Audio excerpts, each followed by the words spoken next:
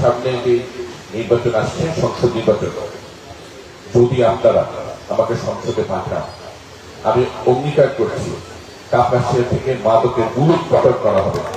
মাদকের কোন চিহ্ন কাপাসিয়া থাকবে না, কারণ এখানে মেধাবী শিক্ষার্থীরা আছে, শিক্ষক শিক্ষকবৃন্দ আছে, অভিভাবকরা আছে। আপনারা জানেন যে মাদকের পড়াল গ্রাস, এই মাদকের কারণে কিভাবে বহু তরুণের প্রাণ চলে যাচ্ছে, জীবন নষ্ট হয়ে যাচ্ছে তরুণ তরুণী। কাজে এটাকে আমি বলবো, এটাকে একটা যুদ্ধ ঘোষণা করে নিচ্ছি, করবো আমি এই মাদকের বিরুদ্ধে, ইনশাল্লাহ, যদি আপনারা আমার পাশে থাকেন। আমার মরহুম পিতা আপনাদের সাথে চলাফেরা করেছেন, এলাকার উন্নয়ন করেছেন, এই ফকির মজদুর সাহেব বীজ সহ আরো বিভিন্ন শিক্ষা প্রতিষ্ঠান সহ বিভিন্ন উন্নয়ন করেছেন, বিদ্যুৎ এনেছেন এলাকাতে, সেটা অনেক বক্তা বলেছে। ওনার অসমাপ্ত অনেক কাজ রয়েছে। 17 বছরে কাপাসিয়া বিশেষ করে শিল্পায়নের ক্ষেত্রে সেই বৈষম্যের শিকার হয়েছে, সেটা কিন্তু আমাদেরকে অবসান ঘটাতে হবে।